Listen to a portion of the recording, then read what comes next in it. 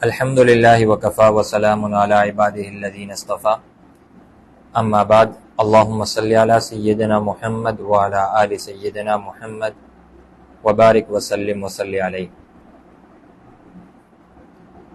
سورہ فاتحہ میں اللہ سبحانہ وتعالی نے بہت ساری چیزوں کو مختصراً بیان کر دیا ہے، اور سورہ فاتحہ کو فاتحۃ الکتاب یا ام الکتاب کہا جاتا ہے، اس لیے کہ سورت کو مرکزی حیثیت حاصل ہے قرآن کریم کی صورتوں میں، اور جو بنیادی باتیں ضرورت کی تھیں اللہ سبحانہ وتعالی نے اس صورت کے اندر مختصر الفاظ میں ان کو بیان کر دیا ہے۔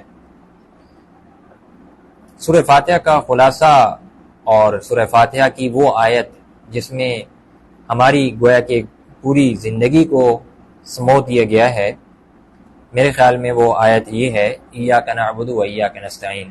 ہم آج پوری سورہ فاتحہ کی تفسیر تو نہیں کر سکتے اس لیے کہ اس پہ زیادہ وقت لگے گا، البتہ ٹو دی پوائنٹ چند باتیں میں آپ کے سامنے ایاک نعبد و ایاک نستعین اہدنا الصراط المستقیم اور اس سے لے آخر تک ولا الضالین تک کچھ عرض کرنے کی کوشش کرتا ہوں۔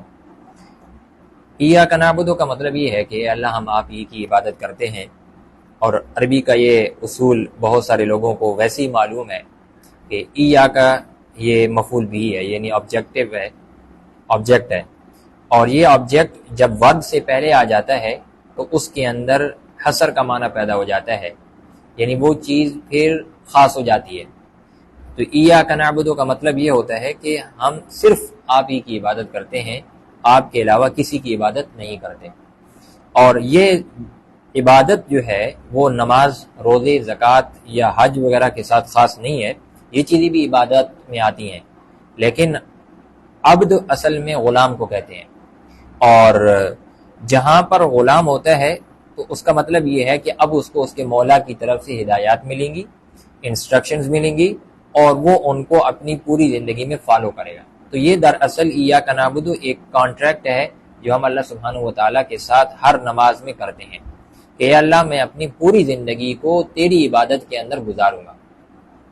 تو اب اگر کوئی شخص نماز پڑھ رہا ہے، روزہ رکھ رہا ہے، تراویح کی نماز پڑھ رہا ہے، قرآن کی تلاوت کر رہا ہے، ذکر کر رہا ہے، اور وہ یہ سمجھتا ہے کہ میں اللہ سبحانہ وتعالیٰ کی عبادت کر رہا ہوں، تو اس عبادت کو مسجد کی چار دیواری کے اندر صرف محدود نہیں رکھنا ہے، بلکہ اصل عبادت کیا ہوگی؟ ایاک نعبد کا تقاضا یہ ہے کہ جب تم مسجد سے نماز پڑھ کے باہر نکلے ہو تو اب تمہاری آنکھیں عبادت کا مظہر ہوں، اب تمہاری آنکھیں بتائیں کہ عبادت کیا ہوتی ہے، اب تمہاری زبان بتائے کہ عبادت کیا ہوتی ہے، کیونکہ میں نے بتایا کہ عبد اصل میں کس کو کہتے ہیں؟ غلام کو کہتے ہیں۔ اور جب پرانے زمانے میں جب غلام ہوتے تھے تو جب ایک مرتبہ غلام اپنے مولا کے ساتھ، اپنے مالک کے ساتھ معاہدہ کر لیتا تھا کہ میں آپ کے پاس رہوں گا، معاہدہ تو نہیں کرتا تھا، لوگ بیچتے تھے، مثال کے طور پر میں نے کسی کا غلام خرید لیا، تو جب وہ میرے پاس آ گیا تو میں نے اس کو پیسے دی ہوئی ہیں نا، جب پیسے دی ہوئی تو سودا ہو گیا، اب اس کو اختیار نہیں ہے کہ وہ میری باتوں کے خلاف چلے، ہمارا بھی تو سودا ہو چکا ہے۔ خود اللہ تعالیٰ نے قرآن میں کہا نا ان اللہ اشتری من المؤمنین انفسهم واموالهم بان لهم الجنہ، کہ اللہ نے خریدا ہوا ہے انسانوں کو، ایمان والوں کو خریدا ہوا ہے، ان کا سودا ہوا ہے، مال کا بھی اور ان کی جان کا بھی، بدلے میں اللہ نے کیا دیے؟ جنت دی ہے، تو بدلے میں جنت دی گئی ہے تو ہم خریدے گئے ہیں، یہ بات تو کنفرم ہو گئی ہے کہ ہم آزاد نہیں ہیں، ہم اس دنیا میں من چاہی زندگی گزارنے کے لیے نہیں آئے ہیں کہ جو میرے خیال میں آئے گا وہ میں کروں گا، نہیں، ہم خریدی ہوئی ہیں۔ اب جب خریدی ہوئی ہیں تو ہم عبد کی کیٹیگری میں آ گئے، اور عبد جو ہوتا ہے، میں نے بتایا کہ جب کوئی مالک اس کو خرید لیتا تھا تو اب اس کے اپنی کوئی اس کا اختیار نہیں رہتا ہے، اب اس نے وہ کرنا ہے جو مولا بتائے گا، مولا بتائے گا کہ تو نے رات 8 سے صبح 8 تک ڈیوٹی کرنی ہے تو وہ اس وقت کرے گا، مولا نے کہا کہ تو نے صبح 8 سے رات 8 تک کرنی ہے تو اس وقت کرے گا، مولا نے اگر کہا کہ تو یہاں سے مثال کے طور پر چار مینار چرنگی تک جا سکتا ہے، اس سے آگے نہیں جا سکتا، یہ ریسٹرکشنز بھی بعد مولا لگاتے تھے، ان کو ڈر ہوتا تھا کہ اگر یہ ہمارا غلام کسی دوسرے علاقے میں چلا گیا نا تو ایسا نہ ہو کہ کوئی دوسرا اس کو خرید لے یا یہ واپس ہی نہ آئے۔ ہم خود جب حفظ کے زمانے میں پڑھتے تھے تو ہمارے استاد نے ہمارے اوپر یہ ریسٹرکشنز لگائی ہوئی تھی کہ تم یہاں سے یہاں تک جا سکتے ہو، اس سے آگے اگر میں نے تمہیں دیکھا نا کہیں کہ تم مجھے دوسرے بازار میں نظر آئے تو پھر صحیح نہیں ہوگا، اس کی وجہ ہوتی تھی تاکہ ایک مخصوص انوائرمنٹ کے اندر طلباء رہیں، کیونکہ جب آپ زیادہ کھلا ایک اگر ہم جانور کی بھی بات کر لیں، اگر ایک جانور کے آپ ارد گرد گھومتے رہتے ہیں، اس کو ایک جگہ پہ رکھتے ہیں تو وہ صحیح رہتا ہے. اگر آپ اس کو کھلی چھوٹ دے دیں نا، پھر شام کے وقت آپ اس کو ڈھونڈتے رہ کے کدھر گیا ہے، آپ کو ملے گا ہی نہیں. اسی طریقے سے انسان کو حدود دی گئی ہیں، اور اللہ کی طرف سے بھی حدود دی گئی نا. تلک حدود اللہ بار بار آتا ہے کہ یہ اللہ کی حدود ہے. تو جب یہ حدود کے اندر رہنا ہے، حدود کو کراس نہیں کرنا، اس لیے کہ اگر حدود سے کراس کرو گے تو وہ اس طرف جو ہے نا وہ شیطان کھڑا ہے.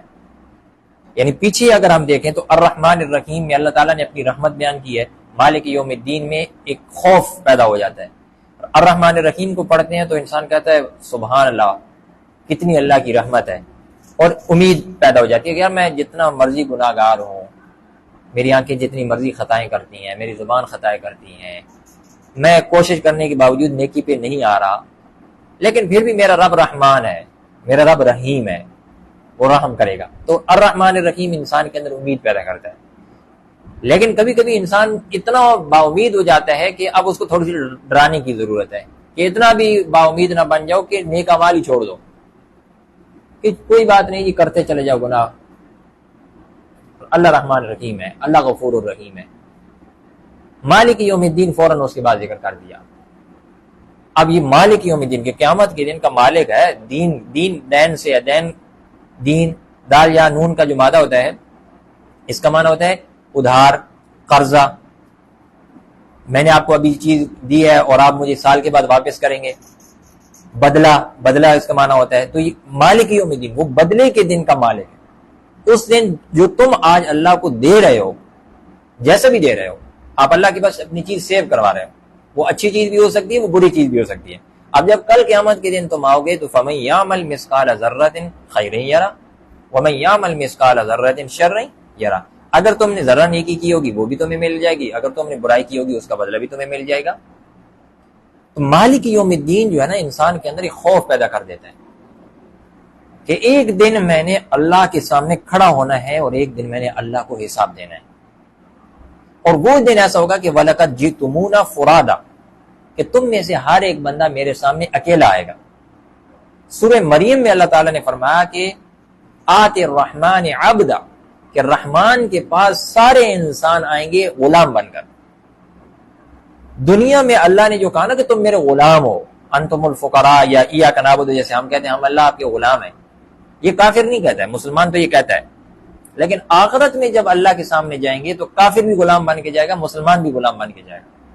تو جو بندہ دنیا میں اپنے آپ کو عبد کے درجے میں لے جاتا ہے، قیامت کے دن اس کو بڑا عہدہ دیا جائے گا. قیامت کے دن اس کو اللہ سبحانہ و تعالیٰ انعامات سے نوازیں گے. تو مالک یوم الدین یہ ہمارے اندر ڈر پیدا کر دیتا ہے.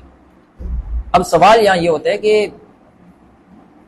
اللہ سبحانہ و تعالیٰ کا جب میں غلام ہوں، اور اس زمان اگر بیک ان دا ڈیز ہم دیکھیں کہ جب غلامی کا تصور موجود تھا، باقاعدہ غلام ہوتے تھے، تو اگر مولا ان کو منع کر دیتا اور پھر بھی وہ غلط کام کرتے تو ان کو بڑی مار پڑتی تھی.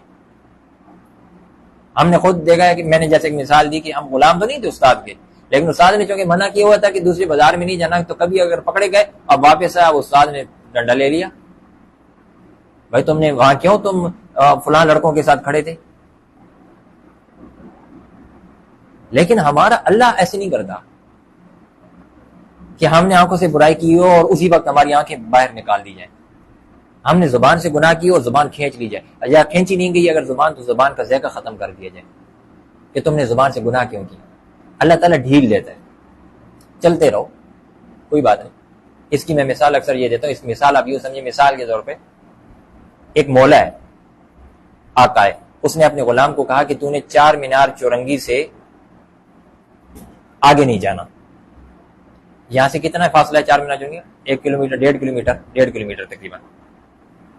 تو اس نے کہا کہ یہاں سے آگے یہ تمہاری حد ہے کہ ادھر تم 4 مینار چورنگی تک جا سکتے ہو، ادھر تم نیشنل اسٹیڈیم تک جا سکتے ہو، ادھر تم جو ہے وہ اقرا یونیورسٹی تک جا سکتے ہو اور فلاں صدر تک جا سکتے ہو، اس سے تم آگے نہیں جا سکتے، یہ تمہاری حد ہے، اس سے آگے میں تمہیں نہ دیکھوں. اب ایک دن مولا نے اپنے غلام کو کہا کہ یار تم نا یہ پیسے لو اور جاؤ اور چورنگی سے نا سبزی میرے لیے لے آؤ یا فروٹ لے آؤ. اب وہ غلام وہاں پر گیا اور غلام نے کیا دیکھا کہ جہاں تک میں جا سکتا ہوں اس سے دوسری طرف ایک بندہ کھڑا ہے جس نے ریڑھی لگائی ہوئی ہے فروٹوں کی، فروٹس کی ریڑھی ہے اس میں، اور وہ وہاں آواز لگا رہا ہے کہ مفت میں لے لو، مفت میں لے لو، سیب مفت میں لے لو، کیلا مفت میں لے لو۔ اس نے کہا مولا نے پیسے دیے، وہ تو چلو اس کے لیے تو پیسوں کا ہی لے کے جاؤں گا، یہاں سے لے لیتا ہوں، لیکن وہ جو مفت والا کام ہے نا وہ مجھے خود لینا چاہیے، مفت میں دے رہا ہے، پیسے بھی نہیں لے رہا۔ اچھا، لیکن اب وہ چونکہ جو بندہ مفت کی ریڑھی لگائی جس نے ہوئی تھی وہ اس لمٹ سے بیانڈ ہے، دوسری طرف ہے، اب یہ وہاں جا نہیں سکتا، اس کو ڈر ہے کہ مولا کہیں مجھے دیکھ لیا اگر مولا نے تو مولا کہیں مارے ہی نہیں شام کو۔ اس کے دل میں آ رہا ہے کہ جاؤں، لیکن نہیں جا رہا، ڈر رہا ہے کہ مولا نہ دیکھ لے، مولا نہ دیکھ لے۔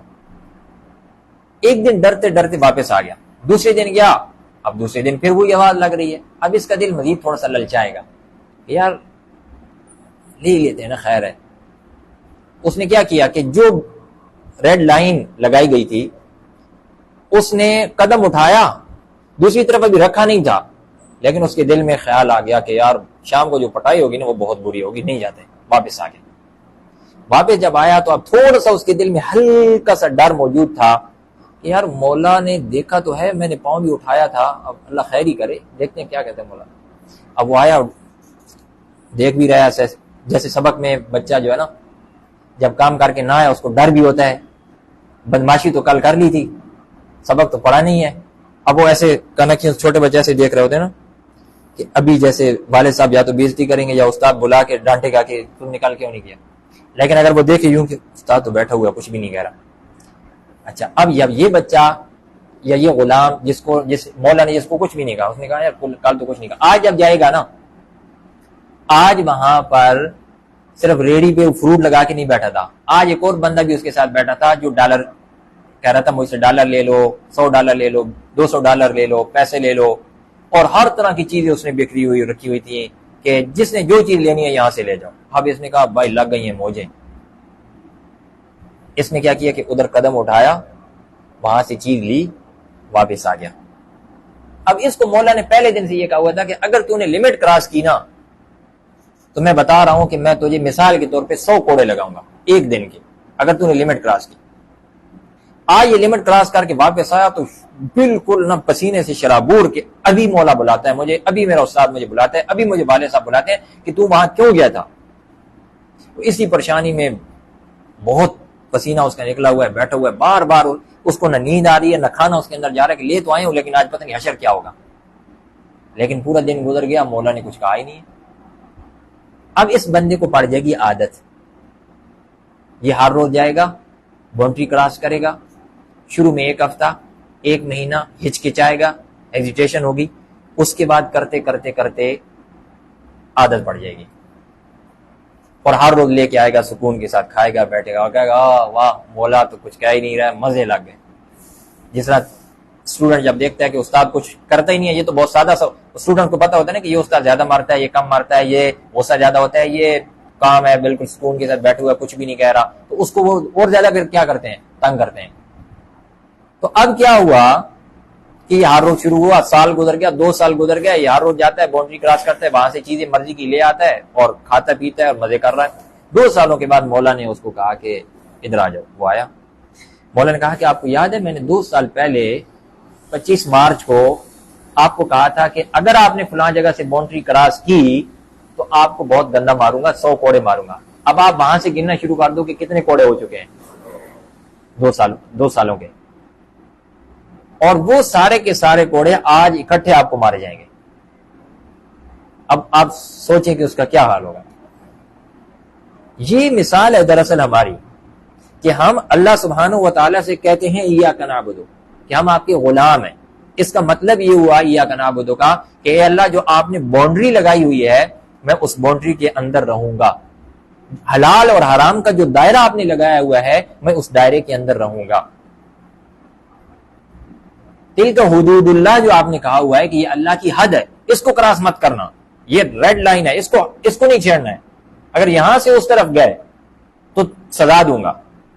اور وہ سزا قرآن میں جا بجا بیان ہوئی ہے کہ جب تمہاری موت کا وقت آئے گا تو یضربون وجوہہم وادبارہم، چہروں پہ مارا جائے گا، تمہاری کمروں پہ مارا جائے گا، تمہاری پیچھے مارا جائے گا تمہیں۔ اگر تم نے باؤنڈری کراس کی تو اس کے بارے میں حدود موجود ہیں، اس کے بارے میں سزائے قرآن میں موجود ہیں کہ جہنم میں جتنا بھی جہنم کا ذکر وہ ساری سزائیں اور کیا ہے۔ لیکن ہم باوجود اس بات کے ایاک نعبد کہتے ہیں اور اس کے باوجود ہم گناہ بھی کرتے ہیں، اور پھر بھی ہماری آنکھ نہیں نکلتی، ہماری ناک سے سانس آنا بند نہیں ہوتا، ہمارے کانوں کے پردے نہیں پھٹتے، ہمارا دماغ نہیں پھٹتا ہے، ہمارے ہاتھ چل نہیں ہوتے، ہمارے پاؤں جام نہیں ہوتے ہیں۔ سارا جس طرح گناہ کرنے سے پہلے میں کام کر رہا ہوتا ہوں وہی کام سارے کے سارے انہی اعضاء سے اور سارا کا سارا کام گناہ کرنے کے بعد بھی کر رہا ہوتا ہوں۔ لیکن میں یہ سمجھتا ہوں کہ شاید مولا نے کیا ہوا ہے، وہ مار نہیں رہا، وہ بہت ہی زیادہ رحیم ہے، وہ واقعی بہت زیادہ رحیم ہے۔ وہ چاہے تو ساری دنیا کو معاف کر دے، وہ چاہے تو ساری دنیا کو جنت میں بھیج دے، کوئی پوچھنے والا ہے اس نہیں؟ یعنی اگر اللہ تعالیٰ چاہے تو دنیا میں جتنے انسان آئے ہیں چاہے ان میں کفار ہی کیوں نہ ہو، اللہ اگر ان کو بھی جنت میں بھیجنا چاہے کوئی روکنے والا ہے نہیں۔ لیکن اللہ سبحانہ و تعالیٰ کا ایک ضابطہ ہے، ایک اصول ہے، وہ یہ ہے کہ فریق فی الجنہ فریق فی السعیر۔ وہ یہ ہے کہ ہم نے دنیا میں اختیار کی من شاء فلیؤمن ومن شاء فلیکفر، کہ جو چاہے تو ایمان لیا، جو چاہے تو کفر کر لے۔ اب ایک فریق جنت میں جائے گا، دوسرا فریق جہنم میں جائے گا، یہ فیصلہ ہوگا۔ اور جو جہنم میں جائے گا وہ ہمیشہ کے لیے جہنم میں جائے گا، جو جنت میں جائے گا ہمیشہ کے لیے جنت میں جائے گا، یہ فیصلہ ہو کے رہنا ہے۔ لیکن اللہ سبحانہ وتعالیٰ دنیا میں ہمارے ہاتھ، پاؤں اور آنکھیں اور جتنے اعضاء ہیں ان کو نہ توڑتے ہیں، نہ کھینچتے ہیں، نہ ان کی صلاحیتیں سلب کرتے ہیں، ختم کرتے ہیں۔ لیکن یہ ساری چیزیں جمع تو ہو رہی ہیں، یہ ساری سزائیں جمع ہو رہی ہیں۔ اس لیے فرمایا کہ کل قیامت کے دن جب تم اللہ سبحانہ وتعالیٰ کے سامنے پیش ہوگے تو تمہارے سامنے تمہارا اعمال اس طرح، یہ ایک کتاب کی صورت میں ہوگا، جس طرح یہ قرآن کریم ہے اس طرح ایک کتاب بنی ہوئی ہوگی ہر انسان کی۔ دنیا میں تو بہت کم لوگ ہوتے ہیں جو کتابیں لکھتے ہیں، لیکن آخرت میں جب جائیں گے تو ہر ایک کی اپنی ایک ڈائری بنی ہوئی ہے، کتاب بنی ہوئی ہے، ایک اس کا پورٹ فولیو کہتے ہیں کیا ہوتا ہے وہ بنا ہوا ہے، یا اس کی رپورٹ بنی ہوئی ہے، جیسے اسکول میں ٹیچر دیتے ہیں والدین کو کہ یہ تمہارے بیٹے کی اس میں کیا اس نے پڑھائی کی ہے، اس کی جیسے کہ اسکورنگ اس کی کیا ہے، سارا کچھ اس میں دیکھو۔ اب جب انسان اس کو دیکھے گا تو کہا جائے گا اقرا کتابک، پڑھ اپنی کتاب، اور کفا بنفسک الیوم علیک حسیبا، آج تو ہی کافی ہے، تیرے ساتھ اور کوئی بندہ تیری ہیلپ کرنے والا نہیں ہے۔ اب اللہ کے سامنے کھڑا ہے انسان، اللہ کرے کہ وہ موقع ہی نہ آئے۔ اللہ سبحانہ و تعالی ہم سب کو بغیر حساب کے، بغیر کتاب کے، بغیر سامنے کھڑا کیے اللہ سبحانہ و تعالی ہمیں اپنے پاکیزہ گھر میں جگہ عطا فرما دے، چاہے وہاں جنتی لوگوں کی جوتیوں میں ہی جگہ مل جائے، کیونکہ جو ایک مرتبہ سامنے کھڑا ہو گیا وہ حساب تو پھر بندہ دے ہی نہیں سکتا وہاں پر۔ تو اب جب اللہ تعالیٰ کھولیں گے، ہاں بھائی جمعرات کے دن رات کے وقت یہ تم نے کیا کیا تھا،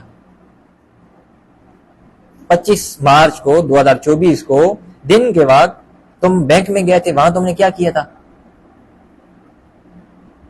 26 مارچ کو 2024 کو تم ایک پارک میں گئے تھے، وہاں تمہارے سامنے ایک نامحرم عورت آئی تھی، تمہاری آنکھیں وہاں کیسی اٹھی تھی؟ کیونکہ وہاں تو ہر چیز کا حساب ہے، تمہارا بول کیسے تھا اس دن۔ اب وہ انسان کہے گا یا اللہ جی وہ آگے صفحہ نمبر 5 پہ ایک عمرہ بھی تو لکھا ہوا ہے میرا، اگر وہ جلدی اس تک پہنچ جائے، صفحہ نمبر 7 پہ میں عالم بھی تو ہوں، یہ بھی تو لکھا ہوا ہے، ٹھیک ہے لیکن پہلے اس کا تو حساب دو۔ اچھا میں نے قرآن کھولے ویسی سامنے آ گئی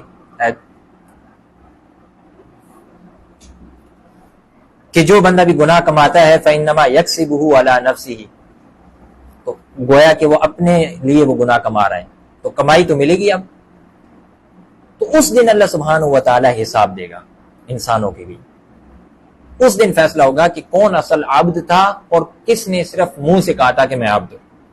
تو یہ ڈھیل ملی ہوئی ہے جیسے کہ ایک مولا اپنے غلام کو دیتا ہے۔ تو میں نے کہا کہ ایاک نعبد میں دراصل ہم اس بات کا اقرار کر رہے ہیں کہ اللہ میں اپنی پوری زندگی کو آپ کی عبادت کے لیے دے رہا ہوں، آپ کی عبادت کے لیے وقف کر رہا ہوں۔ اور اس عبادت کے بعد پھر اگلا جو جملہ ہے وہ ہے وہ ایاک نستعین، کیونکہ آپ کامل عبادت کر نہیں سکتے اللہ کی۔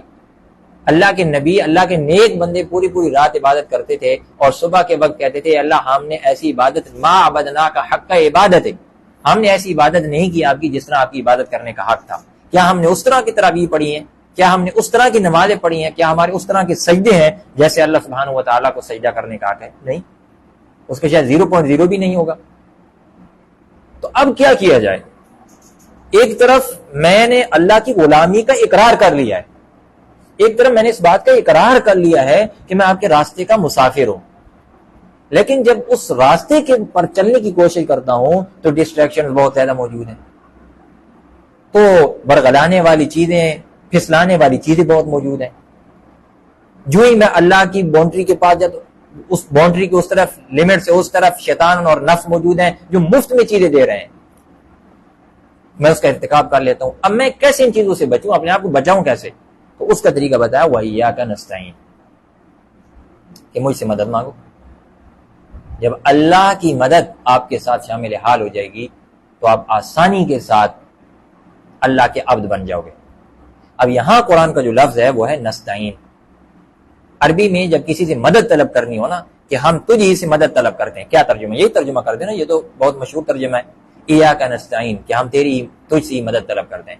تو عربی میں جب کسی سے یہ کہنا ہو کہ ہم مدد طلب کرتے ہیں تو اس کے لیے دو لفظ آتے ہیں، تو یہ نستعین کا لفظ آتا ہے، دوسرا لفظ آتا ہے نستنصرو، استنصرا مدد طلب کرنا، نستنصرو ہم مدد طلب کرتے ہیں آپ سے، ہم آپ سے مدد کا سوال کرتے ہیں، آپ سے مدد مانگتے ہیں، نستنصرو۔ یا اللہ سبحانہ و تعالیٰ نے نستنصرو نہیں کہا، نستعینو کا لفظ کا۔ مفسرین فرماتے ہیں کہ نستعین کے اندر یہ بات ہوتی ہے کہ جو آپ ذاتی طور پہ کام کر سکتے تھے وہ آپ نے کیا، اور جو کام آپ کی قوت سے زیادہ کا تھا اس پہ آپ اللہ سے مدد مانگ رہے ہیں۔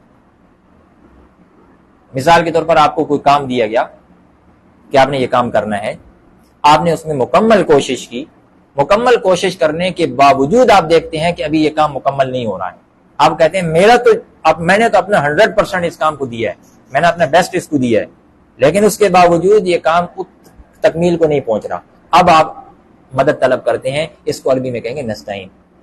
اور اگر سوئے ہوئی ہیں اور آپ امی جان چائے لے آؤ، اب یہ امی جان چائے لے آئے گی تو یہ نستعین نہیں ہے، یہ نستن سے بول رہا۔ آپ ایک بدلے سے مدد لے رہے ہیں اور خود کچھ بھی کوشش نہیں کر رہے، بستر پہ لیٹے ہوئی ہیں۔ نستعین کیا ہوگا؟ نماز، اگر ہم نماز کو دیکھیں کہ نماز میں نستعین کیا ہوگا، نماز میں نستعین یہ ہے کہ مثال کے طور پر کوئی بندہ فجر کی نماز نہیں پڑھ سکتا، عموماً نہیں اٹھتا ہے، قضا ہو جاتی ہے، اب وہ کیا کرے؟ الارم لگائے، اپنے گھر والوں کو بھی بتائے، پختہ نیت بھی کرے،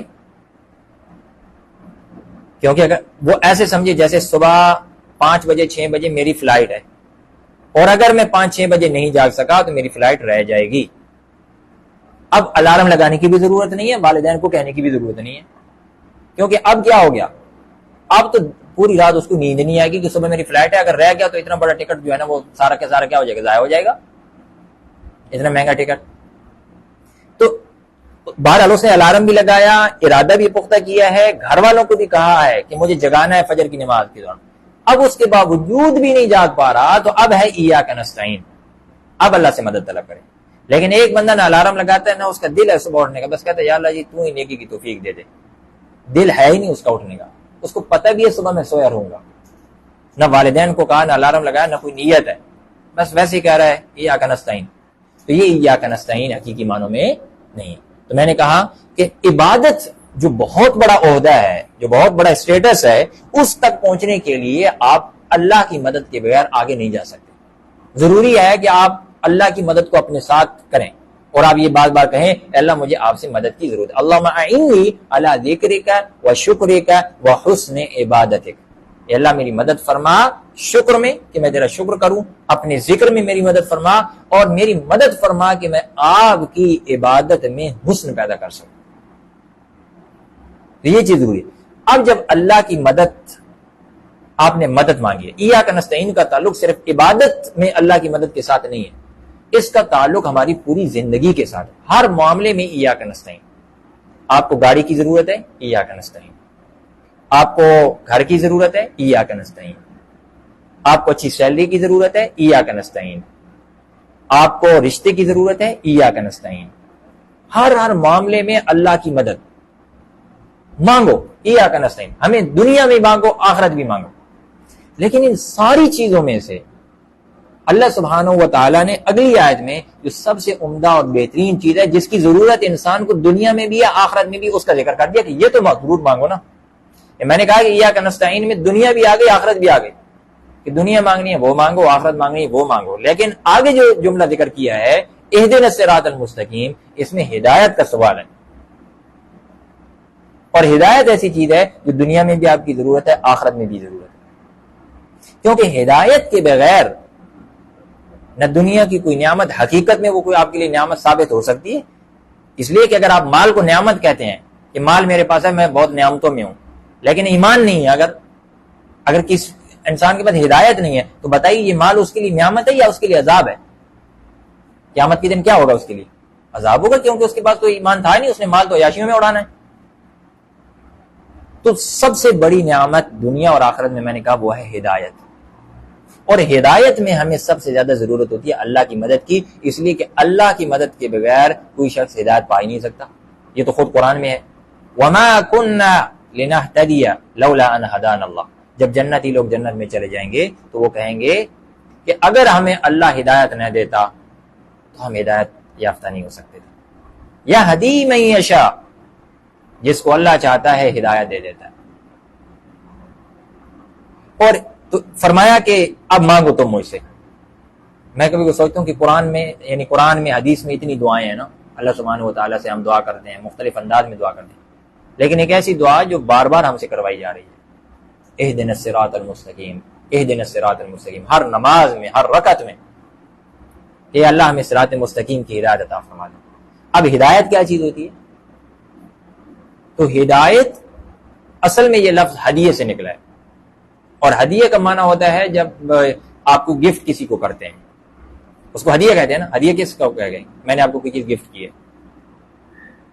اور اس سے آپ کا دل خوش ہو جائے گا. اس لیے کہ رسول اللہ صلی اللہ علیہ وسلم نے ارشاد فرمایا تہادو تہابو، ایک دوسرے کو ہدیہ دیا کرو، ایک دوسرے سے تمہاری محبت بڑھنے لگ جائے گی. ہدایت بھی اللہ کی طرف سے گفٹ ہے، تو یہ اللہ کے چنیدہ بندوں کو ملتا ہے. اور اس کی وجہ سے جس طرح ہدیہ ملنے کی وجہ سے انسان کا دل خوش ہوتا ہے، ہدایت کی وجہ سے اہل ایمان کا دل خوش ہو جاتا ہے. اور میں نے کہا کہ آپ یوں سمجھے کہ آپ دنیا کے صحرا میں ہیں، صحرا میں، اور اگر آپ صحرا میں چل رہے ہوں اور اس وقت آپ کو پانی کی شدید ضرورت ہو، جو گفٹ دیا جاتا ہے نا، گفٹ جو دیا جاتا ہے اس میں بہتر یہ ہوتا ہے کہ انسان وہ چیز ہدیہ کرے جو اگلے انسان کی ضرورت ہو. یہاں اللہ تعالیٰ ہدیہ کر رہے ہیں، اللہ تعالیٰ گفٹ کر رہے ہیں، اور گفٹ کا میں نے اصول کیا بتایا کہ جب بھی آپ کسی کو گفٹ کرنے لگیں تو پہلے اس کی ضرورت کو دیکھیں. اگر اس کو کپڑوں کی ضرورت ہے تو کپڑا گفٹ کریں، پیسوں کی ضرورت ہے تو پیسے گفٹ کر دیں، موبائل کی ضرورت ہے تو موبائل کر دیں، جس چیز کی اس کو ضرورت ہے اس کے مطابق یہ اصل میں ہدیہ کا اصول ہے. اب اللہ تعالیٰ نے جب دیکھا کہ انسانوں کو کس چیز کے ہدیے کی ضرورت ہے، اگر آپ اس کا الٹ اس کو ہدیہ دیں گے اس کو فائدہ ہی نہیں ہوگا. مثال کے طور پہ میں نے کہا کہ آپ ایک صحرا میں، آپ کو پیاس لگی ہوئی، آپ شدت سے آپ کو پانی چاہیے، ایسے میں اچانک سے ایک بندہ آپ کے سامنے آ جاتا ہے، اس کے ہاتھ میں بوتل ہے پانی کی، اور وہ آپ کو کہتا ہے کہ میں آپ کو $1000 دے دوں.